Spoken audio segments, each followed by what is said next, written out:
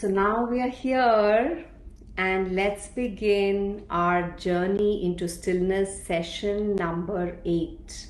We are continuing our journey into stillness and we have entered the inner circle with today's session, okay? So what is this outer circle and the inner circle?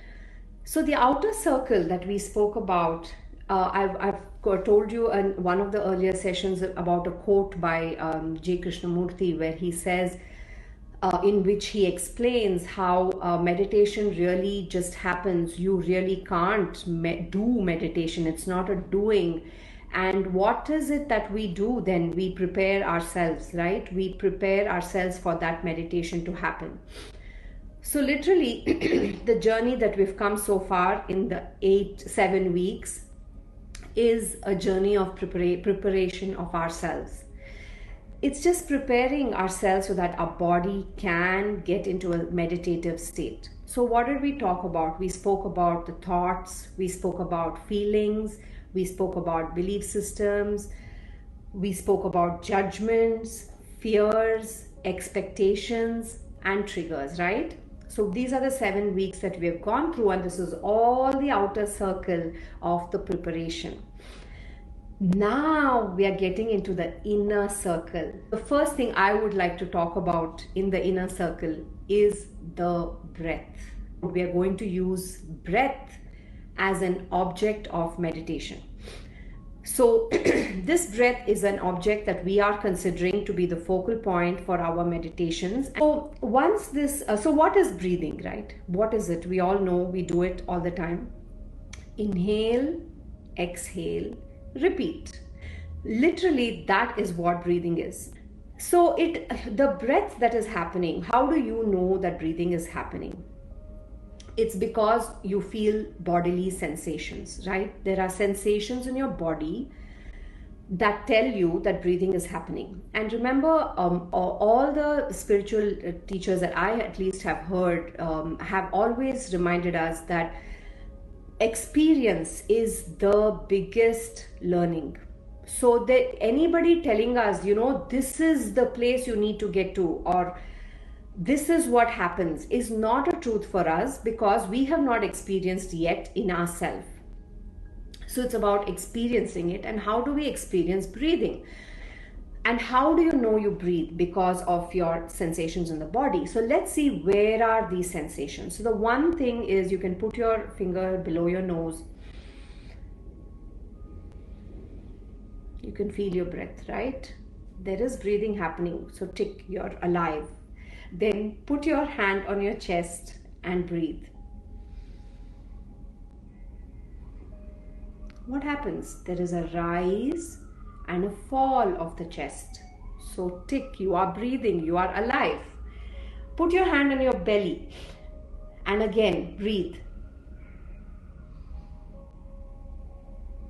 There's a rise and the fall of the belly.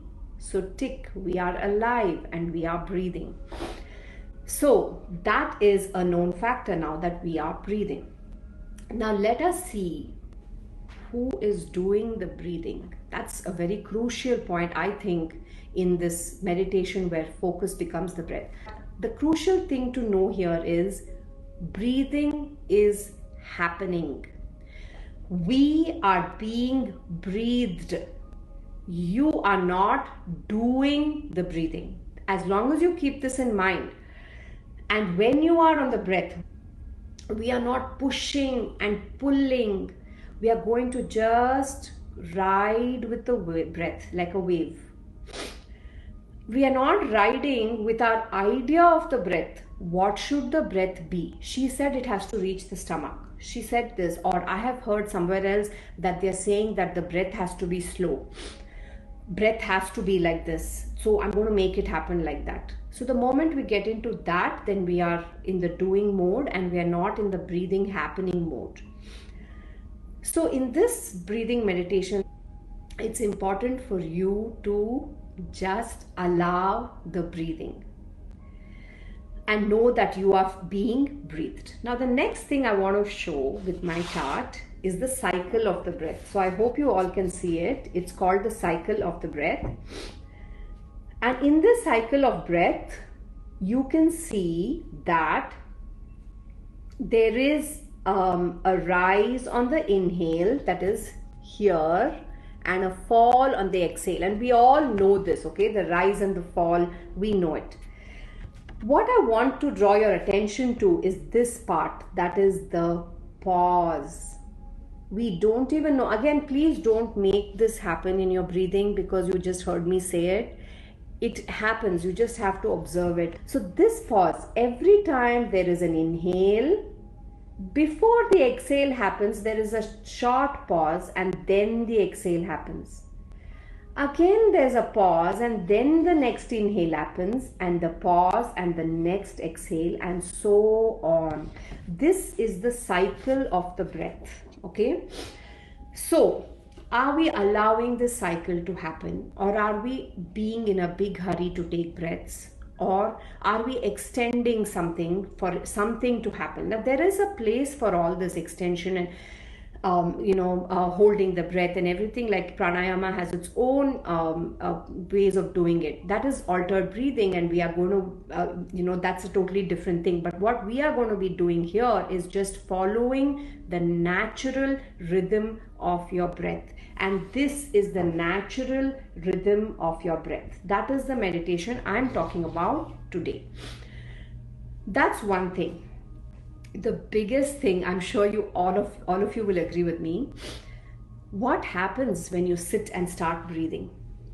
You are all set and you're breathing and you don't even know it, and you're in a completely different land.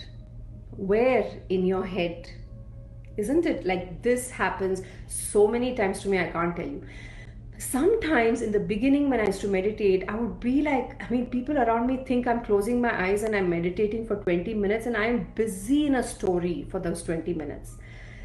It's unbelievable. So today we're going, and then of course after that we beat ourselves up, right? Like, why couldn't you stay on your breath? Don't you know how to meditate? What's wrong with you? You're supposed to be knowing how to meditate. So there's a lot of beating that happens inside our head as well. So we're going to look at that a little bit. So who is this that starts taking you somewhere away from your breath? Who takes you away? Somebody comes and whisks you and takes you away. Who is that? That is your mind. Look at this. That is our beautiful mind that comes and takes us away to a place that it wants to go. So we are going to learn the nature of the mind today. And by knowing the nature of the mind, guys, we're going to be compassionate because this is what the mind is. So let's see what is the nature of the mind. The nature of the mind, first of all, is it has its own life. We can't tell it what to do. It has its own life. The second, it has a favorite hobby. And you know what its favorite hobby is? It is taking you away from the assignment that you have given. So what is the assignment that you gave your mind? You gave your mind the assignment to stay on the breath. Now it's deciding otherwise. It wants to take you somewhere else. The next nature is it finds thoughts much more interesting than breathing. Doesn't like breathing, it likes thoughts. And the last but not the least, it enjoys generating stories. It just loves making stories and staying in them. This is the nature of our mind. That's how the mind is. This is the nature of our mind, and it's going to wander. So we can't really do anything about the wandering part of the mind, but we can do many other things which we'll talk about. Now, apart from all this, we have a beautiful thing, which is the superpower of a human being. And you know, when you experience that superpower, there is no stopping. You're going to feel powerful in every area of your life. And you have that superpower, guys. It's not special. It's not something that you get. It's already there with us. We just don't know it's there. We're forgetting, okay? So let's remind ourselves, what is it? It is the awareness that we have. This awareness is telling you that you are being breathed. You are being breathed. It is recognizing the wandering mind. It is recognizing, whenever you are in meditation and suddenly you're like, oh my God, where did I go? That is a recognition. And who recognized that? Sometimes, of course, there are times when somebody else has to remind. When we are so unconscious, somebody has to remind us. But as you gain consciousness and gain in the sense become more conscious, what I'm saying is you are reminded, oh my God, I'm off track. That is a plus point. That is a growth. That is a journey forward in your meditation, because you realized that you were off track. And the harsh critique that's inside us, that's also, the awareness is aware of that also. What does this harsh critique do? It tells us, oh my God, you can't even sit for 10 minutes, 5 minutes. What is your problem? You have so many things. You should stop judging. You should stop doing this. You should sit like this. Oh my God, the shoulding that our mind does, the awareness is aware of everything. Look at the awareness.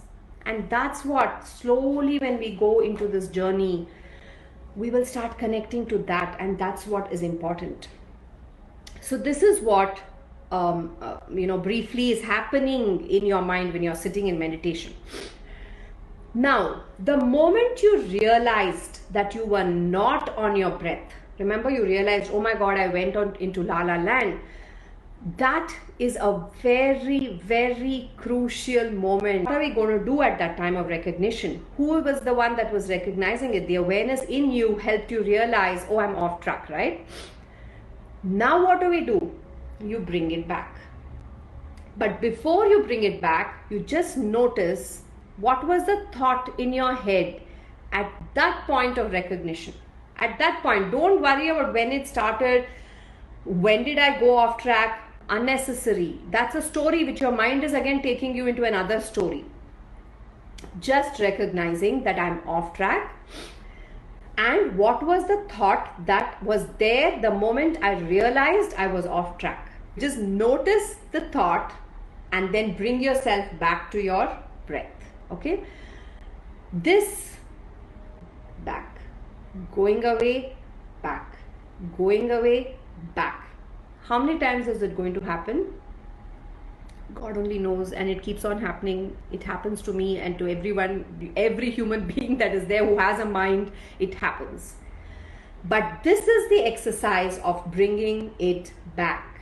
Like a gym, you're doing weights. Like how you exercise your hands by doing weights. You're exercising this by bringing it back. And this bringing back slowly will, make you realize earlier and earlier and earlier, and then you start staying on your breath. Bringing it back, it goes off, bringing it back, bringing it back. So that is your practice, guys. That is the practice that we are talking about in breathing. Isn't it so sad? Like I've beaten myself up so many times because my mind is going. And I'm sure many of you will agree with me. You're just beating yourself up because your mind is going somewhere. But that is the nature of our mind. And the awareness in you knows everything. If you are going away, it's teaching you, it's strengthening you, and all you need to do is bring it back. Okay? So that's what I wanted to say, but I want to read to you what Thich Nhat Hanh has to say about the power of the breath.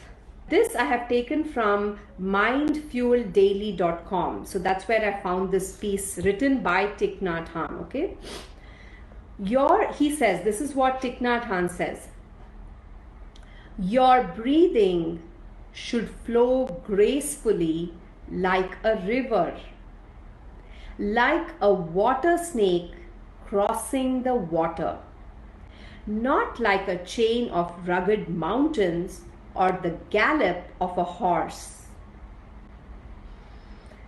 To master our breath is to be in control of our bodies and minds, Each time we find ourselves dispersed and find it difficult to gain control of ourselves by different means, the method of watching the breath should always be used.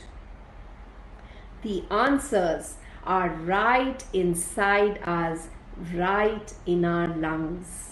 Now, step into whatever appears next in your moment, being connected to your breath. Thank you.